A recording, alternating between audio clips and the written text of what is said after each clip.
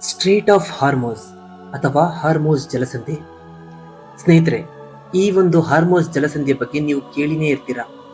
ಅದರಲ್ಲೂ ಇವಾಗ ಅಮೆರಿಕ ಮತ್ತು ಇರಾನ್ ನಡುವೆ ನಡೆಯುತ್ತಿರುವ ಯುದ್ಧದಿಂದಾಗಿ ಹಾರ್ಮೋಸ್ ಜಲಸಂಧಿಯ ಬಗ್ಗೆ ಪದೇ ಪದೇ ಡಿಸ್ಕಷನ್ ಬರ್ತಾನೆ ಇದೆ.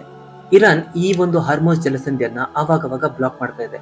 ಹಾಗಾದ್ರೆ ಹಾರ್ಮೋಸ್ ಜಲಸಂಧಿ ಅಂದ್ರೆ ಏನು, ಇದು ಯಾಕೆ ಇಷ್ಟೊಂದು ಇಂಪಾರ್ಟೆಂಟ್ ಅನ್ನೋದನ್ನ ಇವತ್ತಿನ ವಿಡಿಯೋದಲ್ಲಿ ನಾನು ನಿಮಗೆ ತಿಳಿಸ್ಕೊಡ್ತೇನೆ. ಸರಿಸುಮಾರು 100 ಕಿಲೋಮೀಟರ್ ಉದ್ದ, 33 ಕಿಲೋಮೀಟರ್ ಅಗಲ ಇರುವ ಈ ಒಂದು ಪ್ರದೇಶದಲ್ಲಿ 20% ನಷ್ಟು ಆಯಿಲ್ ಎಕ್ಸ್ಪೋರ್ಟ್ ಆಗುತ್ತೆ. ಇದು ಇರಾನ್ ಮತ್ತು ಓಮನ್ ನಡುವೆ ಇರುವ ಗೇಟ್ ಆಫ್ ದ ವರ್ಲ್ಡ್ ಅಂತ ಕರೆಯಲ್ಪಡುವ ಒಂದು ಜಲಮಾರ್ಗ. ಈ ಜಲಮಾರ್ಗದ ಮೂಲಕ Saudi, Dubai, Qatar, Kuwait, Iran ದೇಶಗಳು ತಮ್ಮ ಆಯಿಲ್ ಅನ್ನ ಬೇರೆ ಬೇರೆ ದೇಶಗಳಿಗೆ ಸಪ್ಲೈ ಮಾಡುತ್ತೆ. ಉದಾಹರಣೆಗೆ ಏಷ್ಯಾದ ದೇಶಗಳಾಗಿರುವಂತಹ ಚೈನಾ ಮತ್ತು ಭಾರತಕ್ಕೆ ಇದೇ ಮಾರ್ಗದ ಮೂಲಕ ಆಯಿಲ್ ಸಪ್ಲೈ ಆಗುತ್ತೆ. ಹಾಗಾದ್ರೆ ಹಾರ್ಮೋಸ್ ಜಲಸಂಧಿ ಬಿಟ್ರೆ ಬೇರೆ ಯಾವುದೇ ವೇ ಇಲ್ವಾ, ಅಂದ್ರೆ ಆಯಿಲ್ ಅನ್ನ ಸಪ್ಲೈ ಮಾಡೋಕೆ ಬೇರೆ ಯಾವುದೇ ಒಂದು ವೇ ಇಲ್ವಾ ಅಂತ ನೀವು ಕೇಳಿದ್ರೆ ಖಂಡಿತ ಇದೆ. ಪೈಪ್ಲೈನ್ ಮೂಲಕ ಆಯಿಲ್ ಅನ್ನ ಸಪ್ಲೈ ಮಾಡಬಹುದು.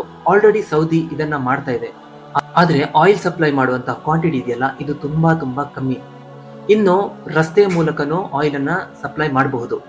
ಆದ್ರೆ ಹಾರ್ಮೋಸ್ ಮೂಲಕ ತರುವಂತಹ ಆಯಿಲ್ ನ ಕ್ವಾಂಟಿಟಿ ಏನಿದೆ, ಅಷ್ಟು ಕ್ವಾಂಟಿಟಿಯನ್ನ ರೋಡ್ ಮೂಲಕ ತರೋದಕ್ಕೆ ಸಾಧ್ಯನೇ ಇಲ್ಲ. ಇದು ತುಂಬಾ ಕಾಸ್ಟ್ ಅನ್ನ ಬೇಡುತ್ತೆ. ಹಾಗಾಗಿ ಇಡೀ ಪ್ರಪಂಚಕ್ಕೆ ಏನಾದ್ರೂ ಆಯಿಲ್ ಸಪ್ಲೈ ಆಗ್ಬೇಕು ಅಂತ ಹೇಳಿದ್ರೆ ಅದಕ್ಕೆ ಮುಖ್ಯವಾಗಿರುವಂತಹ ವೇ ಅಂತ ಹೇಳಿದ್ರೆ ಹಾರ್ಮೋಸ್ ಜಲಸಂಧಿ ಮಾತ್ರ.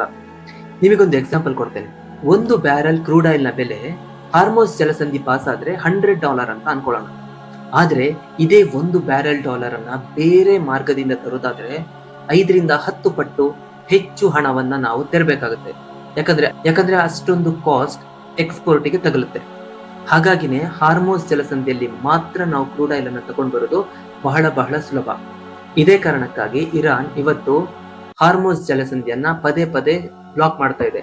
ಇದರಿಂದ ಏನಾಗ್ತಾ ಇದೆ ಅಂತ ಹೇಳಿದ್ರೆ ಅಮೆರಿಕದಂತ ದೊಡ್ಡ ದೇಶಗಳೇ ತಲ್ಲಣಿಸಿ ಹೋಗ್ತಾ ಇದೆ. ಇನ್ನು ಹಾರ್ಮೋಸ್ ಜಲಸಂಧಿ ಏನಾದ್ರೂ ಪರ್ಮನೆಂಟ್ ಆಗಿ ಕ್ಲೋಸ್ ಆಯ್ತು ಅಂತ ಹೇಳಿದ್ರೆ ಆಯಿಲ್ ಸಪ್ಲೈ ಚೈನ್ ಇದೆಯಲ್ಲ, ಅದು ಶೇಕ್ ಆಗೋಗುತ್ತೆ. ಇದಿಷ್ಟು ಹಾರ್ಮೋಸ್ ಜಲಸಂಧಿ ಬಗ್ಗೆ ಒಂದು ಪುಟ್ಟ ಮಾಹಿತಿ. ಈ ವಿಡಿಯೋ ಇಷ್ಟ ಆದ್ರೆ ಲೈಕ್ ಮಾಡಿ, ಹಾಗೆ ನಮ್ಮ ಚಾನೆಲ್ ಅನ್ನ ಫಾಲೋ ಮಾಡಿ. ಧನ್ಯವಾದಗಳು.